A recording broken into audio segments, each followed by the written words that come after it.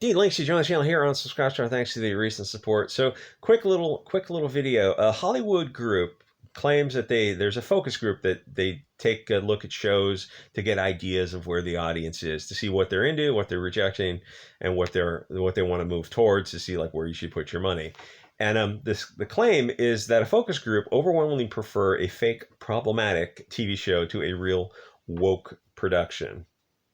I mean, I guess it's good to get some numbers on this, to have the focus group studies, but you can look at the stuff that's come out lately. If this is the She-Hulk, the other one was the Star Trek Discovery. That no, like the first episode was some arrogant, pompous, overblown, blonde-haired guy, and he was flying some little spaceship, and there was a pox girl who was the voice of calm reason, and she was flying some little spacecraft, and she was obviously the more intelligent one, who had to warn him about some danger, and he was pompous and arrogant. He had to ignore her because, of course, he's blonde, and he went to his demise, and his ship exploded.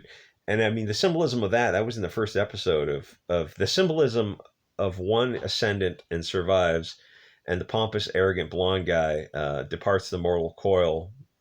You know, he got a fitting end. It's like he was on the good guy's team, but of course he's blonde and he had to be destroyed. It's like, gee, the symbolism on that is pretty heavy-handed. And there's so many other shows. I mean, once you notice this stuff and you start watching all these shows, you can go back and go back and go back. And even I mean, I could give you dozens of examples. There's that one show, Independence Day, I think, with Will Smith, and this is his co-pilot guy, his buddy. And Will Smith had to show him everything. His co-pilot's like, you're both pilots at an elite branch of the military, but Will Smith has to show the blonde guy how to do everything. It's like, okay. And that was back in the 90s, I think. But there's scenes like that. You go back to these movies and you watch these shows and you go like, oh, that's kind of weird. And you realize, oh, they've been doing this stuff for a long time. And you simply get a piece of paper lined down the middle and you put down like European characters, non-European characters, and then the common character traits that Hollywood puts on them. And once you see it, you never unsee it. So they do this show to a focus group. So they give two shows. The first show is a story of a young pox policewoman who gets dumped by her girlfriend, so she's BLT.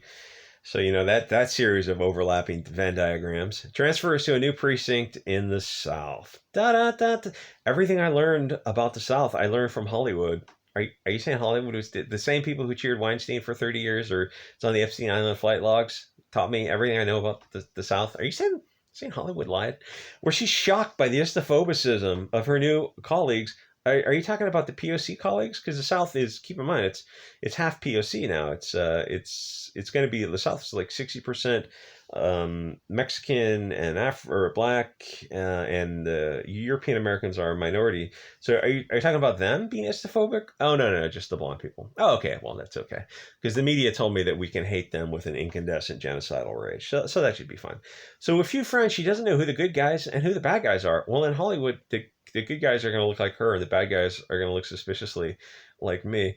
So she tries to initiate change in the department in her community. So it sounds like the community was running just fine, and you're coming in here to disrupt the community. You know, at this point, like, let's just separate. Let's just split apart. Like, none of this is working. I'm not just Hollywood, but I mean, in the real world, I think we can admit, like, it's time for the left and the right to just part ways peacefully. The left wants to make all this kind of nonsense. Eventually, the right can just like take a few states for their own and build their own pop culture channel, their own Hollywood. And you look at like, do you even need Hollywood at all? Like, really? Like, at all? Maybe there's other ways to spend time. Anyway, so at the opposite end of the spectrum, Show B presents the focus group with two young detectives, two white guys, who are in Vegas, and there's a bunch of, you know, like Dukes of Hazzard meets Knight Rider just meets, I don't know, all those kind of shows from the 70s and 80s, where there's, in Vegas, it's going to be like showgirls in short dresses or glamorous dresses and just knockout bodies and CGI explosions and jumping cars over, like Fall Guy meets all these kind of shows. Rooftop to rooftop, Liberty devices and muscle cars on the strip in Vegas. Grungy rundown to a tough police chief with a heart of gold. camaraderie among officers. So compared that to the Bolshevik propaganda movie about an outsider has to go to a town of a community who've got their own in-group preferences and try to destroy it. I mean, yeah, which one do people prefer? Where the good guys are good guys and the bad guys are bad guys. Anyway, so the focus group obviously said that the second show, the one that the Dukes of Hazzard, except set in Vegas, is the one that people wanted to see, no matter the age, sex, or race. Everyone wanted to see that show. So there goes your woke narrative out the window. Now this is great that you had a focus group to tell this to people, but like, did you even need a focus group to tell this to people? Aren't people done with this kind of nonsense? This kind of everything that's come out lately, like just everything in the past, especially the past 10 years. And like I said, you can go back and go back and go back. Like there's another remake. I did a video and I saw that kind of sticks in my mind. It's Witches. I think with Anne Hathaway did the remake of that. And in the original book, which was made into an original movie, it was a team up of three kids, and they all worked together to accomplish this goal. It was set, I think it was set in England, but in the remake, of course, it's a little pox kid and his two sidekicks, or I don't know what they are, not pox. But in the remake, the little pox kid does everything. He solves every puzzle. Where in the book, in the first movie, they're working together.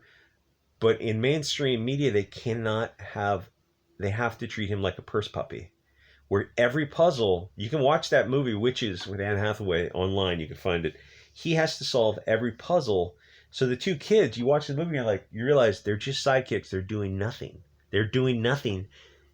And at that point, you go, well, why are they there? If the little pox kid literally solves everything, he has to come up with every solution, even where it's really heavy handed where there's a little girl and a little boy who are sidekicks, and they're starting to solve some puzzle, and the little kid comes along and goes, "Oh, I can do it," and it's like a kid is not going to notice how heavy-handed it is, but I think adults are going to look at this and go, like, "This is freaking bizarre." At one point, people would have been like, "Oh, like the original story was about teamwork and the three kids working together," but that Hollywood can't write that because you cannot take the spotlight off the little pox kid. So it's a flat character. There's no growth in a character that's already fully developed. The only growth is in blonde haired characters because they're allowed to fail. They're allowed to have nuance and depth, where the pox are not. Because if Hollywood tries to write them, they'll just get destroyed on social media for daring to suggest that they're not perfect. That's really problematic. It perpetuates a stereotype. And what they're telling Hollywood is, like, they haven't quite arrived at this point yet, but they're getting very close, is that you can't make anything other than pure propaganda.